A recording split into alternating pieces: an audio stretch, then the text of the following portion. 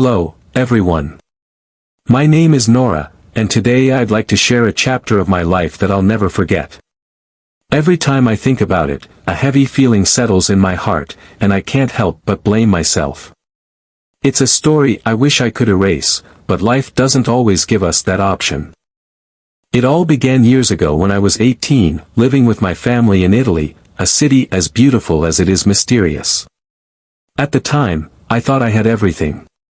My family was well off, and both my parents were thriving in their careers. My father was a successful businessman, and my mother was an accomplished interior designer. Despite their busy schedules, they always found time for me and my two older twin brothers, Joseph and Anthony. Joseph and Anthony were 2 years older than I was, and I would characterize them as such. They made sure I had everything I could ever need, whether it was material things or affection. But, to be honest, the love my parents showed me, as wonderful as it was, never felt quite the same as the love I received from Joseph and Anthony. Their bond with me was something special. Before we go any further into this story, don't forget to subscribe to my channel to hear more fascinating true stories. Make sure to watch until the end and show your support by hitting the like button. Trust me, you won't want to miss this story. They were more than just brothers, they were my protectors, always looking out for me. The way they loved me seemed more profound than my parents' love because they always expressed it through action. My parents loved me by providing me with a comfortable life, but Joseph and Anthony went above and beyond. When I was sad, they noticed, even if I didn't say anything. When I was younger, I could always confide in them without fear of judgment, regardless of whether I fell or faced bullying. When classmates mocked me for the dress I was wearing at school, Joseph and Anthony were the first to step in and defend me. When I came home crying, they didn't just console me, they went to the school to confront those kids. They didn't use violence, but their sharp words and cold demeanor ensured that those kids never bothered me again. They were like heroes, always ready to help whenever I needed it. I remember the evenings when our entire family would gather, but I always wanted to sit between Joseph and Anthony. They'd wrap their arms around me, sometimes even playfully arguing over who would sit next to me. They always joked about me being their little princess and swore it was their lifelong duty to protect me. Over time, I realized that their love for me was unlike anyone else's. They were also the first to help me overcome my teenage body image issues. Anthony would spend evenings teaching me how to apply light makeup and reassuring me that I was beautiful just the way I was. Joseph, who always called me the cutest little sister in the world, helped me pick out clothes. I felt valued, and their love was special. Not just my brothers. With my parents at work, Joseph and Anthony were my emotional rock and drove me to school. They helped me with my homework and assured me that I never felt lonely. Late at night, if I couldn't sleep, I would knock on their door, and they would always greet me with a warm smile. Sometimes, they would tell me amusing stories or simply sit by me until I fell asleep. It was those small things that made me believe their love for me was far greater than anything I ever received from my parents. But that love, which I thought was pure and innocent, would eventually lead to I'll share the rest when I muster the courage to confront that aspect of my memory. I recall it vividly because, as the youngest member of the family, I frequently engaged in silly behavior without fear of reprimanding. I would occasionally jump in and hug them or casually sit on their laps if they were sitting somewhere. Joseph and Anthony were not just my brothers, they were my closest friends, people I never felt shy around, even when showing affection. One afternoon, on a warm summer day, I walked out of my bedroom. The sunlight streamed through the large living room window, creating a peaceful atmosphere. Joseph and Anthony were sitting on the sofa, focused on the TV. I didn't know what they were watching, but they looked very absorbed in it. Without thinking, I walked closer, rubbing my eyes. They didn't notice me approaching, so I mischievously asked, "What are you doing now?" I chuckled, said nothing, and settled comfortably on their laps, resting my head on Joseph's shoulder. "What are you two watching so intently?" I inquired, but did not receive an immediate response. When I glanced at the screen, I realized it was a romantic film. And just as the film was reaching its emotional climax, the two characters on screen were hugging and kissing passionately. Seeing me staring at the screen, Joseph and Anthony became awkward. I smiled shyly and quickly covered my eyes with his hand.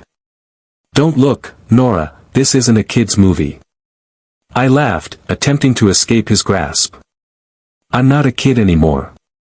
I'm 18, I teased, though secretly I found the scene quite interesting. I continued trying to peek through Anthony's fingers, laughing and teasing them at the same time. At that moment, whether intentional or not, my hand brushed something inside Anthony's pocket. The hard, warm feeling startled me, and my heart raced, so I quickly pulled my hand back. I didn't dare look at Joseph or Anthony. "I'm sorry," I stammered, then I quickly stood up and ran into my room. I slammed the door behind me, my heart pounding. I sat on my bed, wondering what had just happened. The image of the remote control in Anthony's pocket kept replaying in my mind, making my face flush. Was I overthinking it, or was it an accident? I didn't know, but the shame and embarrassment lingered, and I couldn't bring myself to leave my room. The thought of what Joseph and Anthony might think of me kept me in my room, unable to shake off the image that haunted me, not just the physical touch, but the uncomfortable realization that I had crossed a line I never even knew existed between us. The closeness we shared seemed to have a fragile boundary, one I had never thought about before. That evening, after hiding in my room for a while, I decided to go down to the living room. I was getting hungry, and I knew my family was probably waiting for me to join them for dinner. But the events of the afternoon still lingered in my mind, and I felt a bit embarrassed. I kept wondering if Joseph and Anthony were thinking about what had happened, but then I reassured myself that maybe it wasn't as serious as I thought and perhaps they had already forgotten about it. I opened the door quietly and tiptoed down the hallway, hoping not to meet their eyes. As I approached the living room, I stopped to listen for any sounds. I tiptoed into the living room, looking around, afraid I'd catch their gaze. But to my surprise, no one was there. How strange, I thought, and paused in front of the sofa where I had sat with them earlier that afternoon. I was still trying to figure out which channel was on the TV when two faces leaned down, looking in the same direction as me. "What are you doing, Nora?" Anthony's voice rang out right next to my ear, making me jump. Joseph laughed loudly from the other side, adding, "You look like a thief." I let out a small scream from shock, turning around to see them standing right behind me. Their sudden appearance nearly stopped my heart, and we all jumped out at the same time. Anthony and Joseph glanced at me and erupted into laughter, leaving me unable to contain my amusement and fear. "Oh my God, you frightened me beyond comprehension!" I exclaimed. I was pretending to be angry, but I couldn't help but laugh, feeling as if I had just been unexpectedly teased. "How about you? You appear to be up to something shady." Joseph raised his brow, smiling mischievously, and Anthony patted my head teasingly. "You're not going to eat anything, are you?" I laughed along with them. At that point, the awkward tension from the afternoon had subsided. I reassured myself. I reasoned that what I had touched earlier must not have been what I had imagined, as otherwise, the two of them would not be laughing like this. With that thought, I felt a sense of relief and tried to act as if nothing had happened. "I was just checking to see if anyone was here," I smiled brightly, attempting to change the subject. "What are you two doing behind me?" Anthony shrugged. "Are you trying to scare me?" Joseph added, "I was merely attempting to scare you a bit, but I didn't anticipate your reaction to be so startling." His voice was light-hearted. "Who would have thought you'd jump up like that? Your expression was truly precious." The atmosphere became lighter and more cheerful as we all burst into laughter. At this point, Joseph placed his hand on my shoulder and said, "Okay, let's go eat. The whole family is waiting for you." I nodded, smiled, and followed them. The family had already gathered around the dining table when I entered the kitchen. My parents smiled gently when they saw me come in, and I sat down, feeling the warmth of the kitchen and the peaceful, cozy environment. During dinner, the conversation was full of laughter. My parents talked about work, while Joseph and Anthony occasionally teased me with light jokes. I joined in, and the feeling of embarrassment from earlier seemed to have completely disappeared. After finishing dinner, I felt, despite the fact that I was still embarrassed from the afternoon and the teasing, I was no longer anxious. I smiled to myself, assuring myself that everything would be okay. Joseph and Anthony are still the best brothers I've ever had. And with that, I fell asleep peacefully. However, the next morning was not entirely peaceful. With only a thin wall separating Joseph and Anthony's rooms, allowing even the smallest sounds like movies or music to be audible, I was known for sleeping late. But that morning, I awoke at 8 a.m. I thought I was still dreaming or that the sunlight through the curtains was blinding me, but after a few minutes of waking up, I realized there was a strange sound coming from the next room. My room was located between Joseph and Anthony's rooms, and our house had thin walls, so even the slightest noise could travel easily. I was used to hearing them play games or talk, but this time the sound was different.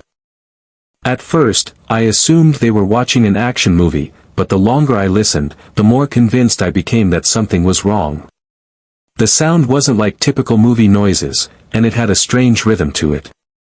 My heart raced, and a thought burst into my mind, causing my face to flush. I didn't want to believe it, but the sound became clear. It wasn't music, and it wasn't just regular talking either. Even though the walls blocked the sound, I could still hear rapid, sensual noises mixed with heavy breathing. I tried to ignore it, but the more I listened, the more certain I became that Joseph and Anthony were watching something. A rush of shame came over me. Why am I awake? Why did I have to listen? My heart rate increased, and I felt as if I were burning. I put my hands over my face, attempting to stop the thoughts that were invading my mind. This is a private matter, I told myself. Everyone has seen things like that, including myself, but hearing it coming from their room made me uncomfortable. We had always been close, and I never imagined myself in this situation. But the sound seemed to cling to me more and more. I sat up, got out of bed, and quietly opened my door. I didn't know what I was going to do, but I couldn't stay still any longer. I walked softly down the hallway, trying not to make any noise. But as I approached Joseph and Anthony's door, the sound became so clear that it felt like the walls had vanished. I stood there, unsure what to do. My heart was pounding, and I felt embarrassed, confused, and uncertain. I had always known that these things happened, but hearing it from Joseph and Anthony's room was a completely different experience. I bit my lip, unsure whether I should return to my room or remain where I was, curious about the best of myself. I leaned against the door, attempting to calm myself. The sound only grew louder, drawing me in. The door swung open, and I stepped backward. Anthony surprised me by standing in front of me, his eyes wide with shock, as if he had become entangled in something he shouldn't have been doing. We stood there, facing each other for what seemed like an eternity. The silence was unbearable.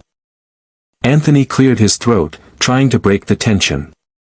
"Nora, what are you doing here?" he asked, his voice flustered, avoiding eye contact. His face was red, and I could tell he was as embarrassed as I was. I couldn't look at him because my heart was racing. As I tried to speak, I stammered, "I was just passing by." It didn't sound convincing, but it was the only thing I could think of at the time. Just then, the sounds inside the room abruptly stopped. Joseph walked out from behind Anthony, his face as red as Anthony's.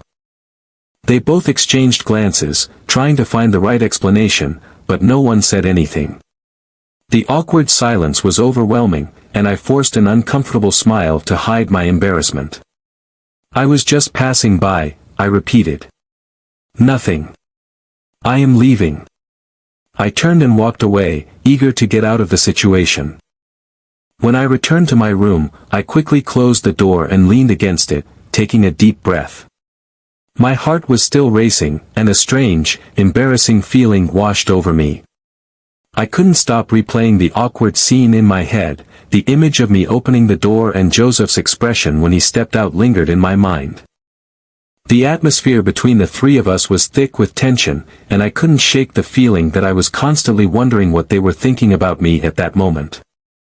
Maybe they felt as awkward as I did, or perhaps even more so. What bothered me most was overhearing something inappropriate. It might have been an unfortunate accident, but I feared it would change how I saw Joseph and Anthony, my two closest companions, my brothers, my protectors.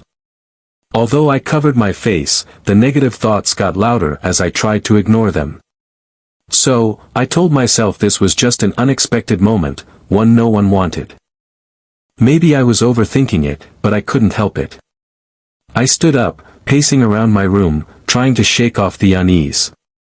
It was just an accident, I muttered to myself, as if trying to convince myself it wasn't a big deal. But deep down, I felt like something needed to change. Something had to make this feel normal again. Just then, I heard a knock on my door. My heart sank. I knew it. It couldn't be my parents, they didn't usually knock when they needed me, so Joseph or Anthony had to be doing it. I took a deep breath to calm my nerves before opening the door, and when I did, I saw Anthony standing there, still looking flustered, his eyes averted, clearly trying to regain his composure. He scratched his head awkwardly, a shy smile on his lips. "Nora, I'm sorry about what happened." "Joseph, it wasn't what you thought it was. We were just watching a movie, and perhaps the timing wasn't right." I stood still for a moment, looking at him with hesitant eyes. His face was red, his gaze uncertain, and I could feel the confusion in his voice. Then Joseph stepped up behind him, his face showing the same shyness and embarrassment as Anthony's. These two were trying to find the right words, but the tension was so thick, we couldn't speak. We felt like we were waiting for someone to speak. I realized that if this awkward moment continued, it would be so uncomfortable, so I took a deep breath and decided to break the ice. I smiled, embarrassed but trying to sound casual. I tried to lighten the mood by saying, "Come on, I didn't mean to make things awkward. Don't look so tense. I was just passing by." Anthony and Joseph exchanged a look, silently communicating with their eyes. After a moment, Anthony sighed and smiled faintly. "Are you sure, Nora? Do you feel comfortable?" he inquired, his voice filled with uncertainty. I immediately reassured them, attempting to alleviate their concerns. "No, I'm fine. In fact, I think I even love you both more," I quickly added, hoping to make them laugh. They both looked at me in surprise, and for a brief moment, there was a silent understanding between us. Then I thought of a way to make things less awkward. I took Anthony's hand and pointed to Joseph's. "Let's go to my room and talk." "Okay, let's consider this a way to make up for the awkwardness," I suggested. They were surprised by the suggestion but nodded after a moment. It seemed like the only way to break the tension, so I smiled and turned to walk toward my room, with the two of them slowly following behind. When the three of us sat down on my bed, I decided to lighten the mood by telling a joke. Looking at Joseph, I teased, "The movie was so good that you both lost track of time." Joseph laughed awkwardly, covering his face with his hand. "Come on, Nora, stop teasing," he said. "It's just that we didn't think you would hear it," I explained. "I thought you'd turn it up so I could hear it," I added with a playful raise of my brow, which made both of us laugh. The tension seemed to vanish for a moment. After engaging in a lengthy conversation, my curiosity overcame me.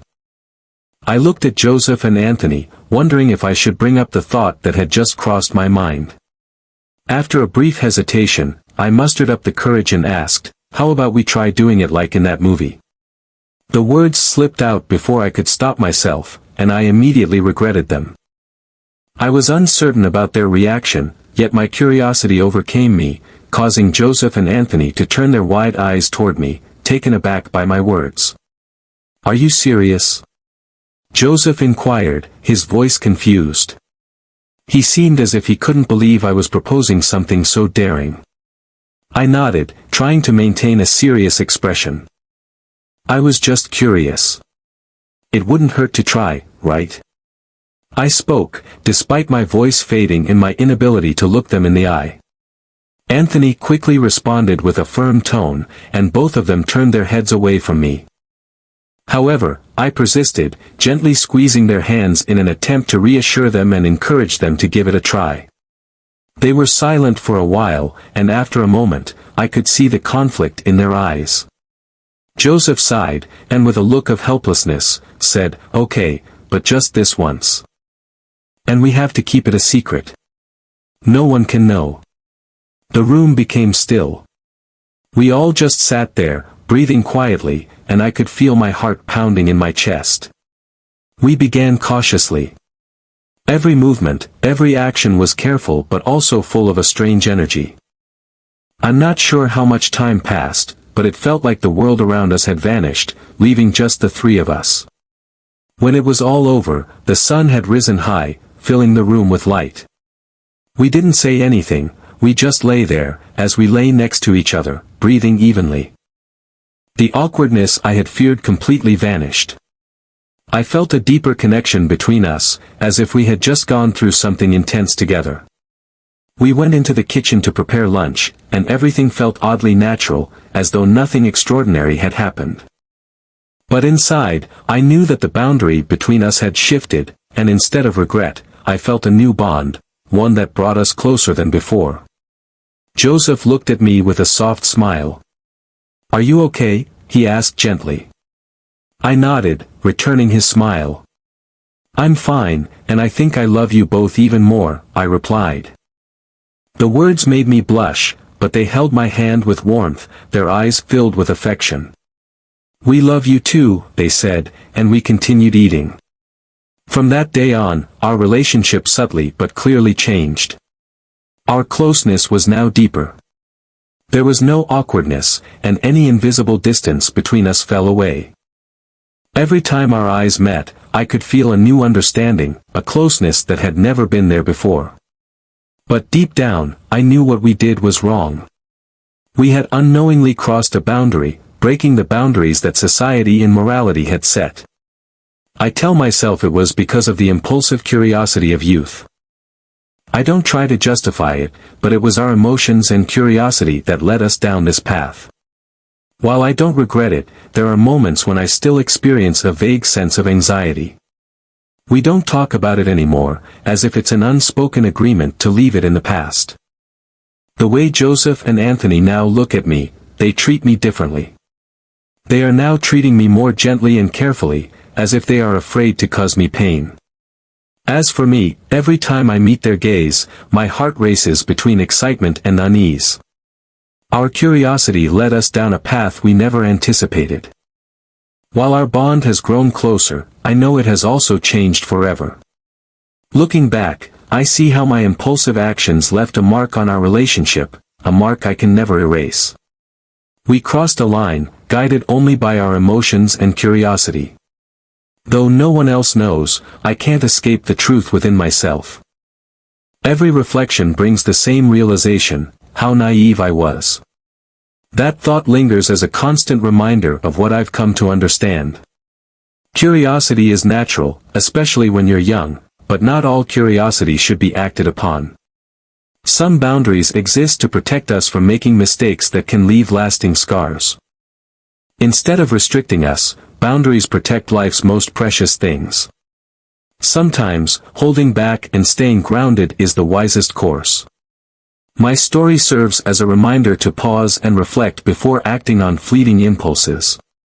While strong emotions may fade over time, their consequences can endure a lifetime. Respect, understanding, and a shared sense of responsibility form the foundation of true love and lasting connections. Value the relationships you have, and don't jeopardize them for momentary desires. The things that truly matter are worth holding on to.